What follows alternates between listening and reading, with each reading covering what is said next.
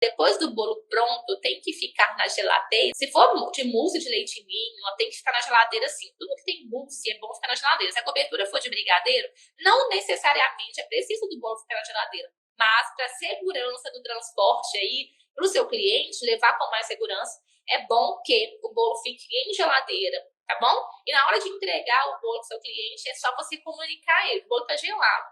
Se você não gostar de bolo gelado, aí você comunica pro seu cliente, o bolo está gelado. Caso você goste de bolo em temperatura ambiente, é só retirar da geladeira pelo menos 15 minutinhos antes de servir. Pronto, o bolo tá perfeito.